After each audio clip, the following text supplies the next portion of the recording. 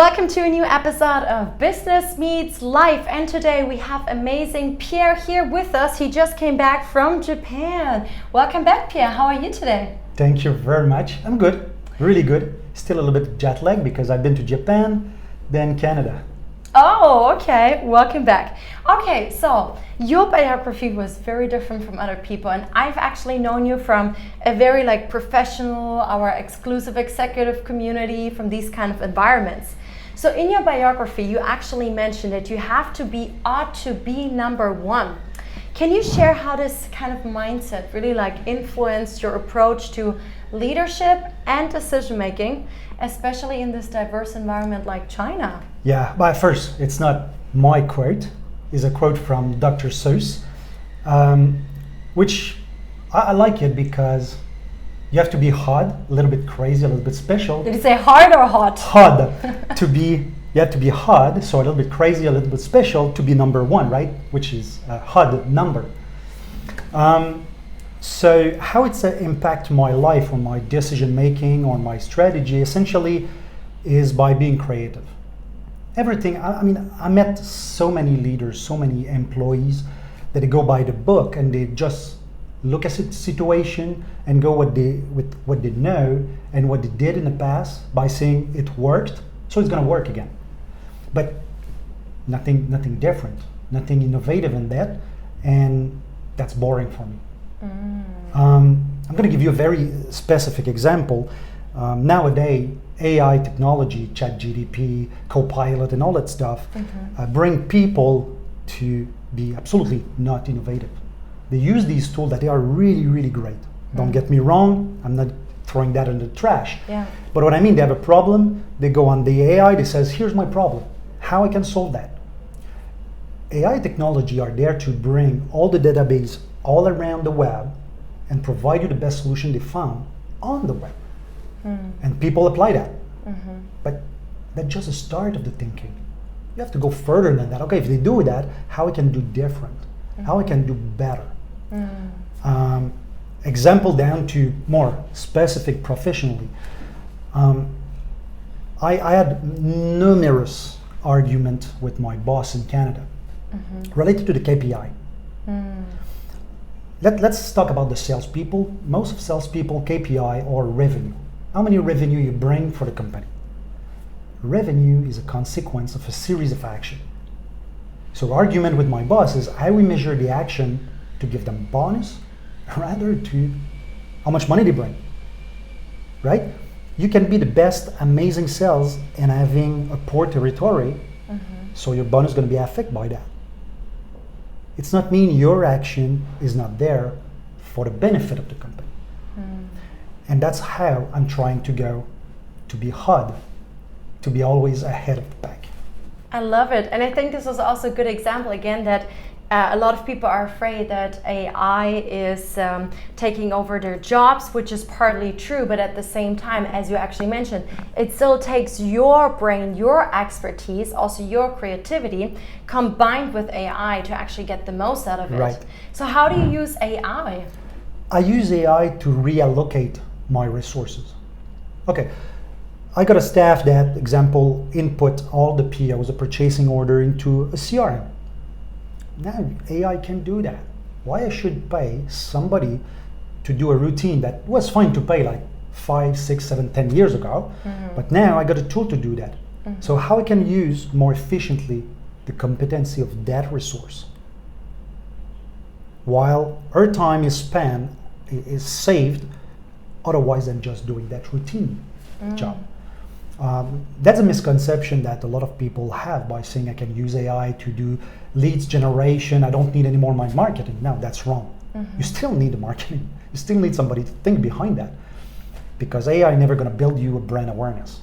At least on a short time, maybe, but in the long run, never. I know that a lot of corporates are currently not using AI yet. They're still very unknown. There's a lot of fears, misconception. So does your company already have a strategy when it comes to automation, AI, or other things? The mother company, absolutely not. The company that I run here in Shanghai, yes, we jump into that. You're right. A lot of corporate don't want to and they don't want. They are scared to jump in, and it's going to bring the single problem. While everybody walk to learn how it works, when they're going to start to get in, everybody's going to run. But the other step, they're learning to walk, so they're going to be late on everybody else. So I think it's just implemented. You don't need to go full corporate and implement that for the whole damn place. Just start by one department, logistic or lead generation, start to experiment with it, fail, and then adjust and go ahead, continue to implement it. That's how people are learning. Now, you're responsible not just for China, but for whole APAC, right? Right, exactly. So how would you now do that? Because you said the mother company doesn't really do this, but here you are already doing it. Do you then implement local Chinese systems? Do you have more, because a lot of AI tools, they also use VPN, for example. Yeah. And a lot of things are just not allowed in China yet. But because you're responsible for whole APAC, or do you find something that actually comes from outside of China? All these answers in a way that, okay, in China, I implement some AI that are existing in China. They might be not at the level of Lincoln Tracker or ChatGPT or Copilot or the other one from Google that I always forget the name, but they are there. So they are still tools that you can use. For me, they are a little bit more tricky to use because when you give them the frame of the question, when you input your criteria, they all have to be in Chinese. They don't handling, or let's say they're handling poorly English or foreign language. But this is possible. You can do that. For the outside of China, I'm using different tools that help me to generate leads, example. So it exists some different tools, example, that you can plug through LinkedIn or through your CRM, and they automatically tell you, okay, that customers didn't been reached for the last 18 months, and they automatically send a targeted messages completely done by obviously your criteria. You have to go there, and this have to be human build, and they're going to do that. So in a day, that kind of tool can send over 2,000 email. No human can do that. That's true. And you can implement that for emailing, reply +1, reply +2, and it can go all over that, and you still can input all of it to plan it, to program it in order to help you. But that's have to be done on my personal perspective. For my corporate side, it's done on my personal time. It's nothing done with the corporate side. I see. Wow, thank you for sharing. Now let's go a little bit back to, in your biography, I was actually reading about you were citing a lot Dr. Seuss again, Monte Cristo, and you mentioned that they are your idols. Yeah. So I've been wondering, like, what exactly has been their influence, and how have they shaped your personal and your professional philosophy about life, about work? The first things is these guys took a lot of time to build things. On the side of Dr. Seuss, he understand that educating over a challenge or a problem, a society, you can't do that by writing on a newspaper. Because a lot of people maybe don't know, but Dr. Seuss was initially a newspaper writer, not a children book. He's famous for his children book, but he was writing on a newspaper. But he understand that you want to educate people over the environment issues, write to children, because they are the next generation that are going to grow with that conception or awareness, and that's the generation that's going to really help. Changing habit when you're an adult, it's tough and it's a long run. Yes. Educating children, you understand that it is a long run, but it's much easier. So one thing that influenced me a lot was to take time to do things. I'm kind of impatient, guys. I like things Oh, done I know that. right now. Now, in China even more. You get it now. Right now. But I learned to be patient, take action, and sometimes it's not work when you put it, but it takes time to give results. And corporately talking, you build a strategy a lot for 1 year, 2 years, 3 years, and a lot of leaders after a half year, they see things going down and they are like, change everything. Let's change everything because it seems not working. Yeah, just be patient, continue, give yourself a chance to go at least 1 year, reach your milestone, see if the results are 100% not there, and then continue to implement or increment your plan, but be patient with it. And Monte Cristo is about the same. I mean, Monte Cristo is a little bit the archetype of Dr. Seuss. What I mean is Dr. Seuss was educating on a nice challenge. Monte Cristo was more about vengeance, but at the end, he still built it over 35 years plan in order to get what he wanted. And he never been away of his plan. So that's why, for me, for an impatient guy, a very passionate guys, it was something to idolate. And that's what I found so interesting about you, because the more I get to know you, I see all these different kind of facets of who is Pierre, from the first time since we met and now. And I mean, your background is actually chemistry, right? When I met you in the beginning, I would have never thought so. So with that kind of background, how do you actually apply like the principles of maybe like the scientific thinking, experimentation to also your leadership, or maybe like to problem solving strategies in your business?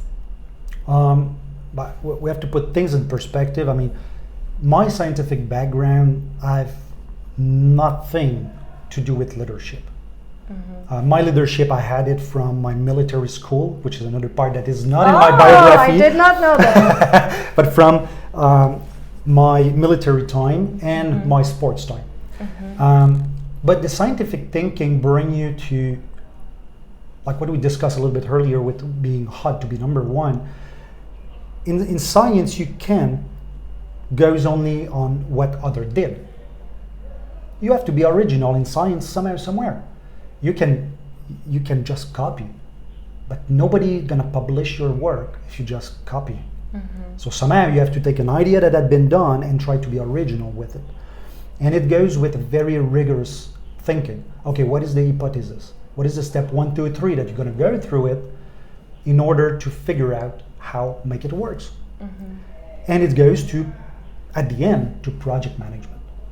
No scientist is working alone. I mean, the mindset of Dr. Frankenstein working alone in his laboratory, it do not exist. Science is always a team. Science is always, I'm helping you, you helping me. I need to do that, you're better at me, can you do it? Can you help me to do that specific part of my project, because I have no clue how to do that. And that's how scientists are learning ahead their curve of progression. In my office, I implement that on a certain way that, again, it's very hard, and it's about strength and weakness of the employees. In China, it's really hard to bring employee weakness under the light. It's something that called, I shouldn't say China, it's all around Asia. Japanese, Korean. But losing face. Yeah, in Asia, globally in Asia, they all have the same mindset that the weakness have to be put under the carpet. Don't talk about it because I'm really strong at that part. It doesn't matter that part. I don't believe in that. I believe that you're getting a stronger person if your weakness get better and better, and somehow it can become a strength. So in my team, I build their KPI related to that. I'm going to give you a very specific example. Yes, please. We need training modules in order for the new employees, right? The new employees comes, they have an integration, they have to make their learning curve, how to use the CRM, how to use the product, how to sell the product, so on and so on. So again, I'm going to use an example of the CRM because it's very easy for most of leaders. We all use that. It's a very common tool that doesn't matter the industries. You always have the guys that is very, very good using the CRM. You always have the person that you have nothing to say because he's just got it. And you always have the person that you always tell them, like, you didn't input that, you have to do this, you didn't place that there. Yes. And that's normal. Average law. 5% on that side, 5% on that side, and the average people in the middle. So what I did is I put a KPI to build the training courses, for example, the invoicing on the CRM. I didn't choose the guys who chill it. I choose the guys who's the worst at it. You're gonna build the educative program for that. And most of the people answer is like, yeah, but I'm not good at it. Yeah, that's exactly why you got it. And I put him under the supervision of the guys that is really awesome at it and somebody that know nothing about it. So that person, in order to build an educative program, have to master it somehow, somewhere. And that's how your KPI got to be more scientific minded. You get a weakness, we're not going to talk about it because it's going to get better somehow, somewhere. That's amazing. I love it, how you tackled it, how you proactively actually helped that this weakness is becoming less of a weakness. That's smart. Very good tip. Thank you. Okay, so let me pick up. You just mentioned sports and military. Yeah. Something I haven't known about you. I actually also come from a military family. So yeah, discipline and things are like very strong. Yeah. And the older generations, let's say our grandparents and parents who maybe were still forced to serve in the military, many of them would always say it's good that I did it. And nowadays, like, our generations are missing it. Everybody should go to the military. They get some discipline and so on.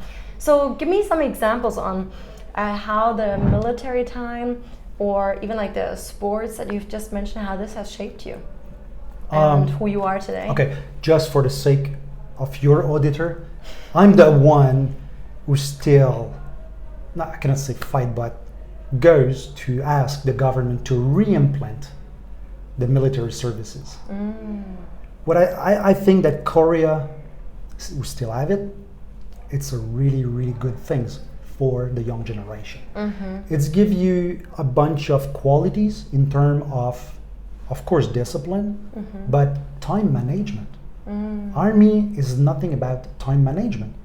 You have to strategize to input these kind of armies in that place at the right time, because these kind of armies or battalion going to be there before you for that specific reason. It's 100% time management, nothing else. How are you going to make that happen? So they bring you very, very good value. How it shaped me outside of discipline, because I did not went through the normal military. I went to military school to be an officer. When you go there for officer, you have a lot of philosophy classes, lot of history classes. Really? Where, oh yeah, that makes sense. Where you learn the heart of the war, how to make war. And you learn a lot about philosophy down there that shaped the world today. One of the amazing book I discovered down there is Sun Tzu, that is obviously made for war. But the philosophy behind that, it's damn good for businesses. It's all the philosophy that you use with your shareholder, with your stakeholder, with your colleagues, with your bosses. It's nothing different. The difference is, in the army you talk about guns and bullet. At the office, it's just people and words. So the consequence of that, in the army, if you make mistakes, people die. At the office, if you make mistakes, you're gonna have half of them, they're gonna don't give a damn about it, and half of them, they're gonna say, oh, that's pity. On concept-wise, that's why not everywhere, but most of standard military, not the reserva, but the real guys that are paid, they care about mistakes. They really, really care to make sure it's never happened. Yeah. Okay. Wow. This is so deep. But essentially, for what you asked initially, that's time management. Yeah. It's essentially that. When I was doing sports, it's how you manage study, family, sports. You go to school for, I don't know, maybe 20, 25 hours a week. Then you get at least 10 hours of homework and revision and things to read, 30 hours. I mean, you have to see your family and your friends, add up another 10 hours, your 40 hours. We were training for 20 hours a week. What did you train? I started high school with track and field. And then I passed to, I played a little bit of rugby. And then I passed to triathlon. Wow. Which And triathlon is really much more time management, because when you do track and field, you're good at running 400. You train for running 400 meter. And then you think about 400 meter. When you do triathlon, you think about swimming, you think about cycling, you think about running. That's 3 sports, not anymore 1. Yeah. So then you have to practice all of them, you have to perform in all of them. It's, again, go back to what I was talking, it's time management. That's it. That's interesting. What you also just mentioned, like when you run your 400 meters, all you think about, like, I mean, the coaches are often saying, like, you always need to, like, motivate yourself and, like, think about the goal and everything, think that you're number one. I got to learn from Phil Jackson.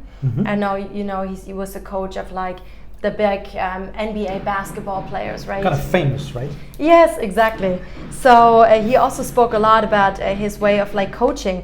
I mean, as I'm also a coach, how do you implement this kind of, like, mindset that you learn from sports, for example, into, like, managing your team, especially because you have a very cross-cultural team? And I mean, this kind of coaching, this way of mindset is very, like, also very American, very Canadian, westernized.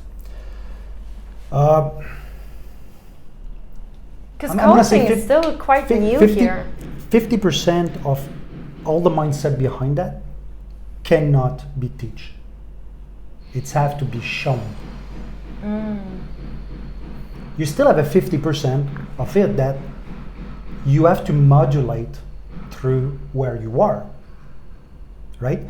The concept is still there, but if I'm doing things in Japan, I'm wearing black suit, white shirt, and probably, because you know me a little bit, gray or blue tie.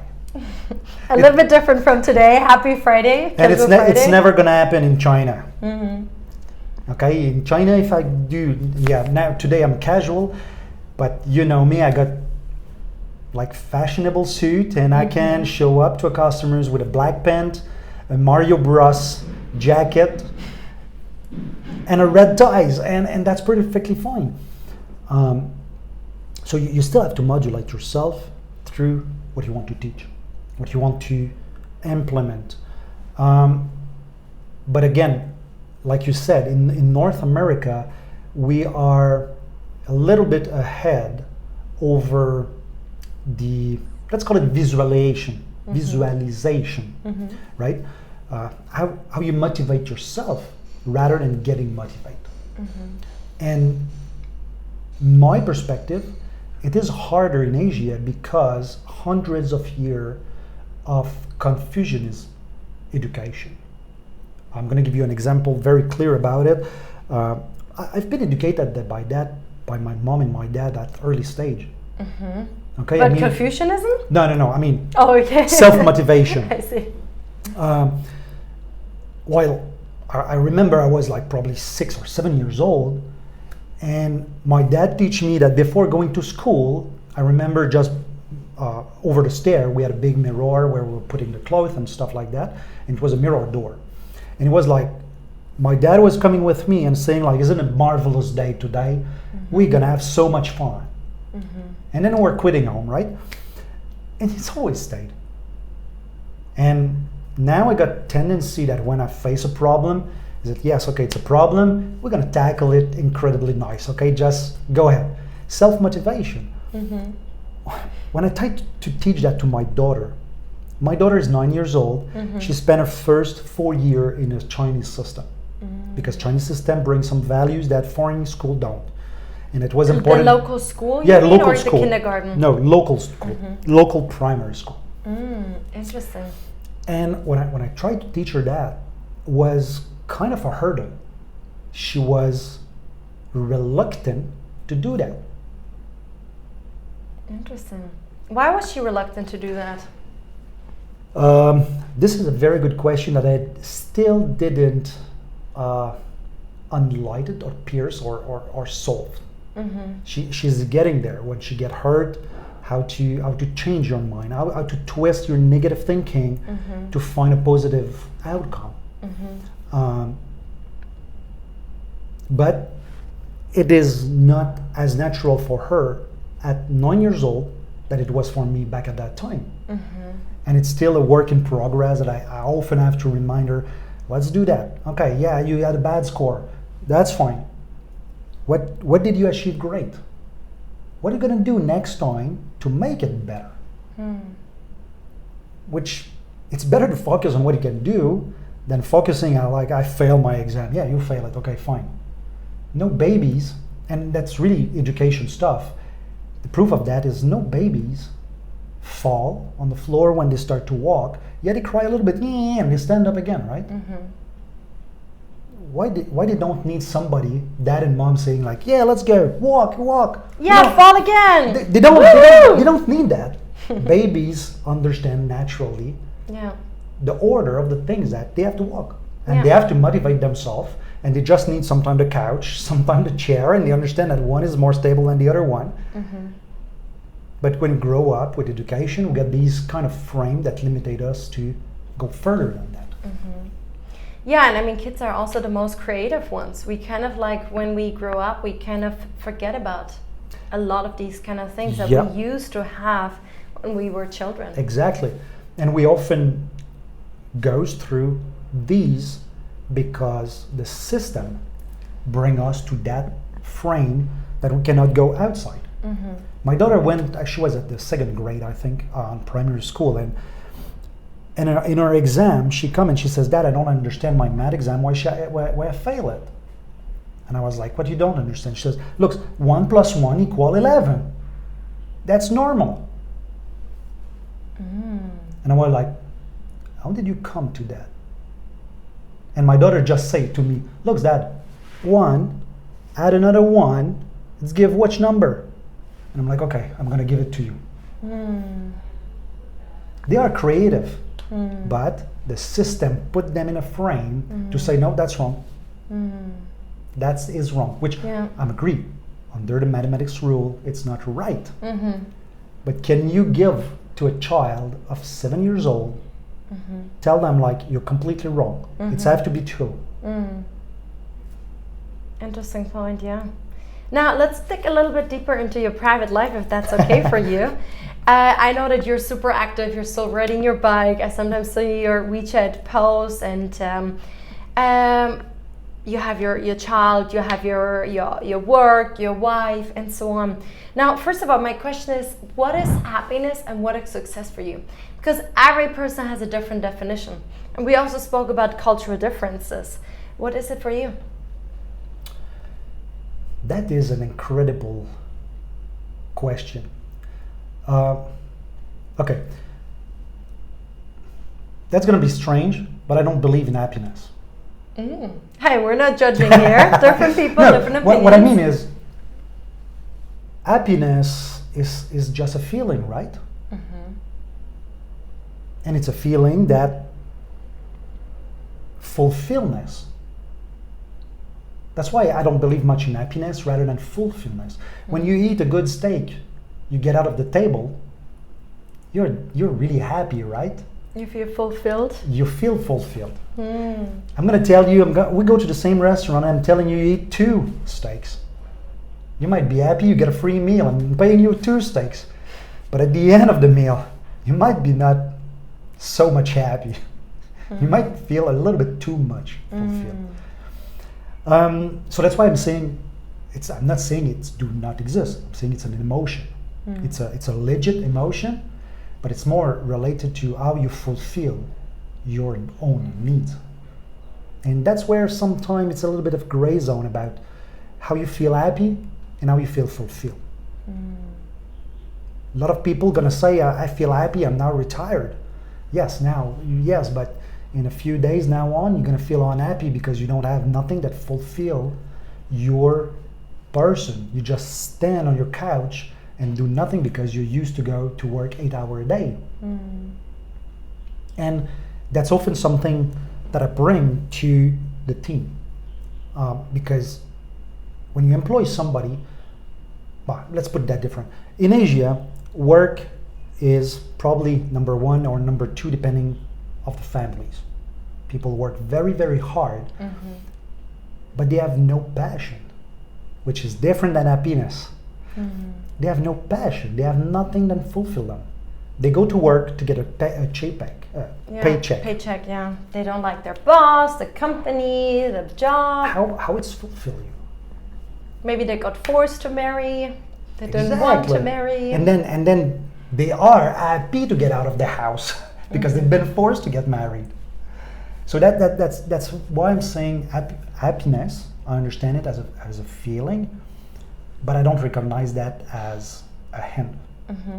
What about success? What's your definition of success? Because it's funny, like when I was in Australia, and even like every Wednesday 5 a.m. I join this investor community, and there's a lot of very wealthy, highly achieved entrepreneurs, investors, 6, 7, 8 figure people, and some of them think they're not successful. And very often we talk about success in terms of like how much money you make, things like this.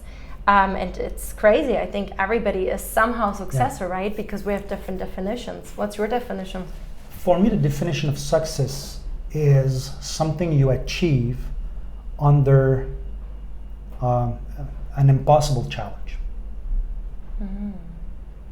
I mean, it's very easy to be success.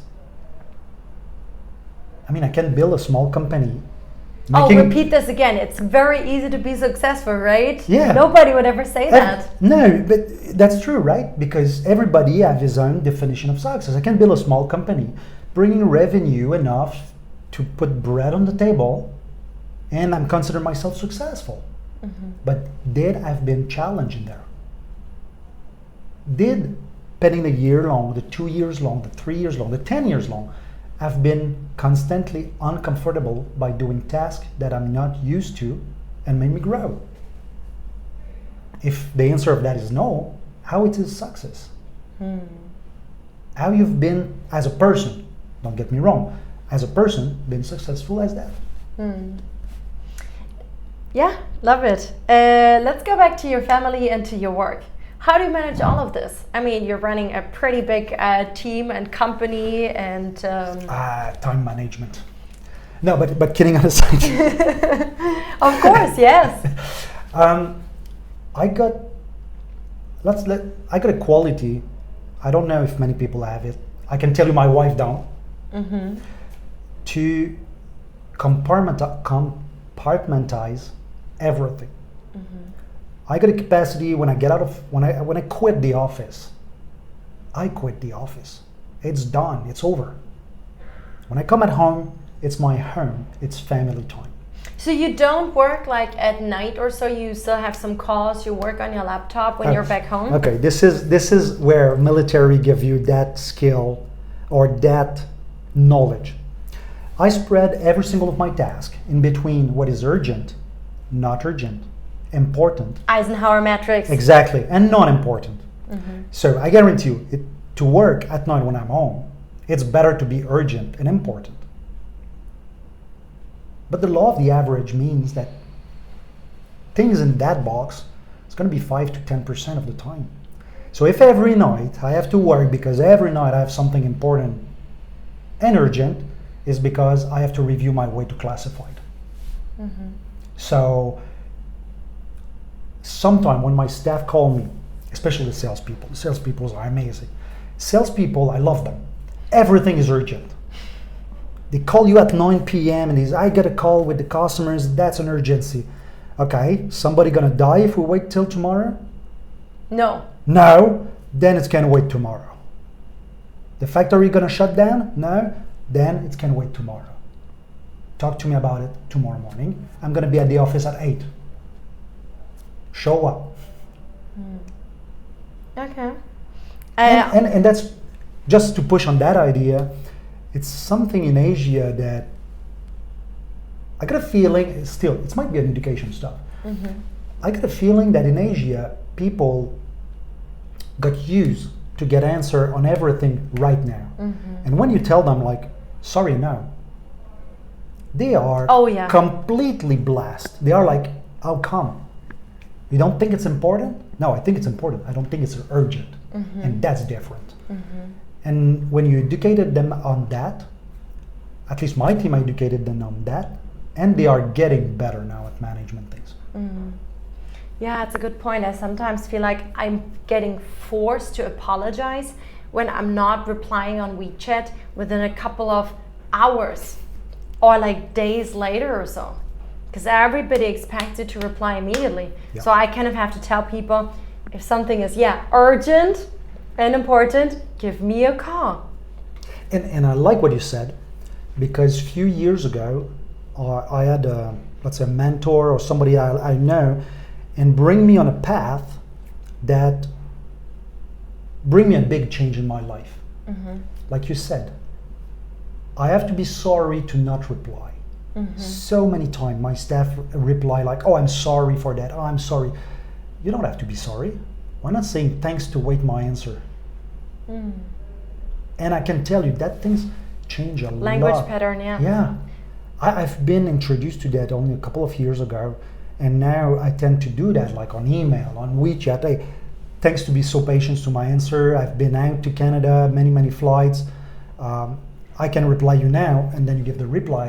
And most of people are much more kind down to that. Oh, I love that. I mean, it's actually the same. Sometimes in my training, we also talk about, instead of saying something in a negative way, say it in a positive way, or instead of saying it's a problem. In the US, we like to say, no, it's a challenge, right?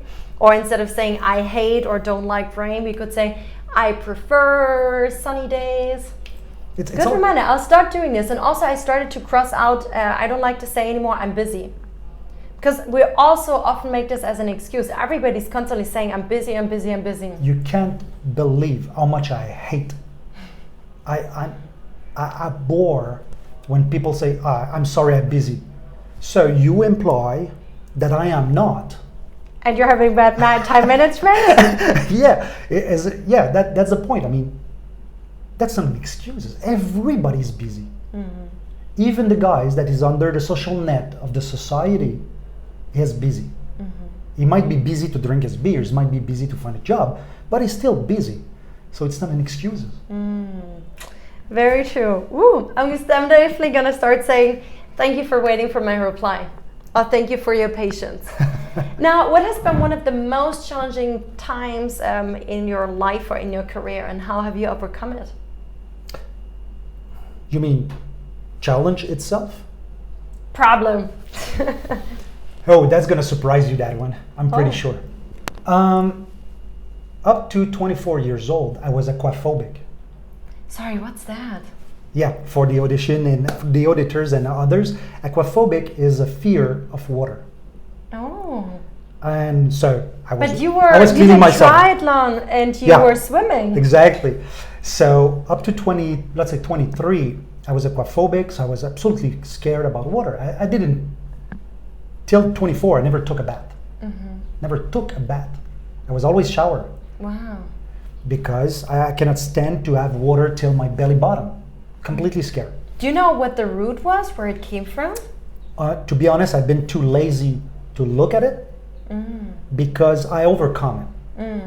So, at a bachelor degree, I had a friend of mine that was national, how you call that, people who save people in the water that they sink, or national lifeguard. Yes, a lifeguard. National lifeguard.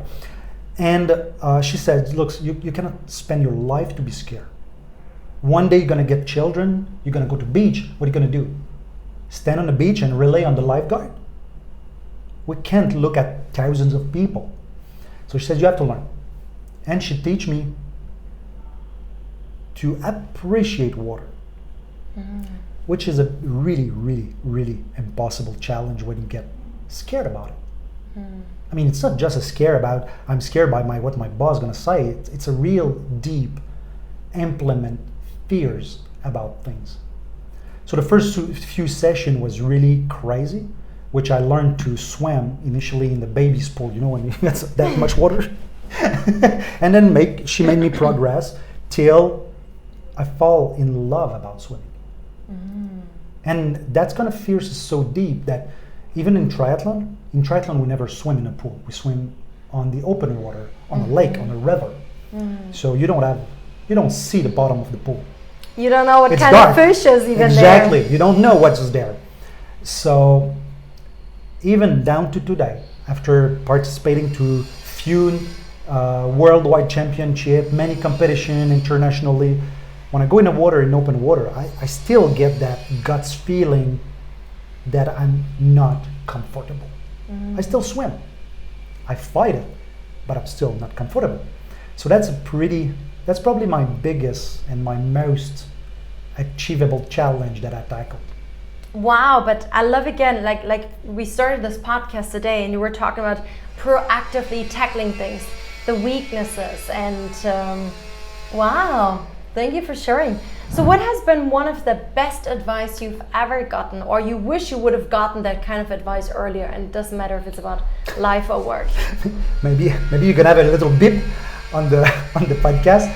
It's a guy called Pierre. It's a triathlete that have an incredible life. I recommend everybody to go to see his lifetime on Wikipedia, on Google, whatever you can find, because that guy is just nuts. He went from having a very, very unhealthy life through being a big sports people, and along of that he had so many challenges, going down to losing kids.